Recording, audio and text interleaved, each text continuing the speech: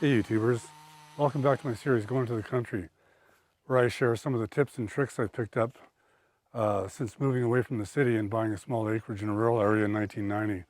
Today I want to talk about my little chainsaw, the Stihl MS 170. It's a great saw. I'm really happy with it. I've had it for about 3 years now. Stihl's not paying me for this. I'm just sharing this with you because I've been so happy with this saw. It's give you the rundown. It's a 30cc. It's lightweight, 3.9 kilograms, 8.6 pounds, 16-inch bar. Like I said, it's been a great little saw. What's happened to me here on my property is I've got a lot of dead and dying alder, 10, 12, 16 inches across. And I need a new saw, and I thought I would try a smaller saw, and it's working out just beautifully. It works really well with the smaller timber. If you have a lot of really big timber that you have to deal with, you might want to rethink it. But for smaller timber and for pruning, this is just a great little saw. And every year this time of year, this is June, early June, and it seems like Stihl puts these on sale every year, and that's when I grabbed one. I bought mine for $229 Canadian, and I see that right now they're $179 US in the States. So highly recommend it for that amount of money. It's just, like I said, been a great saw. A few things I like about it, I really like about it, it's easy on fuel, especially when you're cutting the small timber. If you've got the bar buried in big timber, and I've done that with this saw, you wouldn't want to do it all day. But I have had the bar buried in big timber. Of course, you're not saving money on fuel there because it's taking you longer to cut through it. But with small timber, it's great on fuel. If you've got the chain sharp, it'll cut through it like butter, and it really is easy on fuel. I'll just give you a few tips on using the saw. I'm not going to do a how to sharpen a chain video. I'm sure there's lots of videos on YouTube and guys that can do it a lot better than me.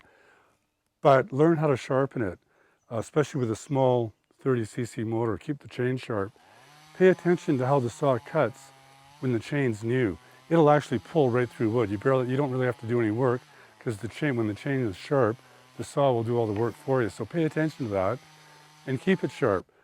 Every couple of tanks of gas, touch it up instead of letting it get really dull, and then you're in trouble. So keep it sharp, learn how to do that. If it starts to run a bit rough, the first thing you can do is check the filter. That's easy to do. The lid comes off really easy and the filter just lifts out. Most people clean them just with pouring gas over them, and that's what I've done. That seems to work fine. And that's about it. Those are the two main things you need to know. And finally, if you're going to use a chainsaw, buy the safety gear. Buy the pants, get some steel-toed boots, get the helmet with the mask to help protect your eyes from all the, and the ear protection, all that stuff. Make the investment, buy that stuff. It's important.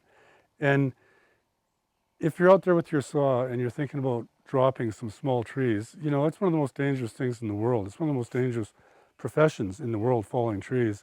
If you're not sure, if you're not confident, if you're not sure, don't do it. Get a professional.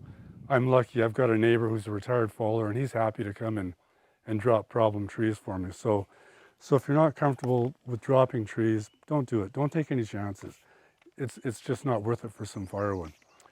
So, and finally, I just want to mention, a few years back, I bought a Pull-On Pro with a big bar because I had a lot of big timber. I did a review on it on YouTube, but it's right up here in the corner. I bought it because I couldn't afford to get a big professional saw, and like I said, I had a lot of big timber on the ground that I had to deal with. I wanted to get a saw with a bigger bar, and I needed to replace my old small saw. And it worked well, but as is expected, it was an inexpensive saw.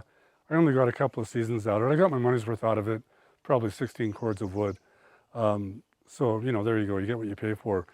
So again, this little saw, if you've got a lot of small stuff on your property, you're doing firewood, you want something for pruning, highly recommend it. Really happy with it. 3 full years, still runs great. Check out my series, Going to the Country. There's lots of videos there. And check out my channel.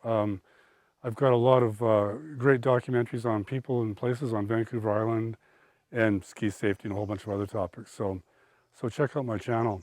So thanks for watching, and I'll see you next time.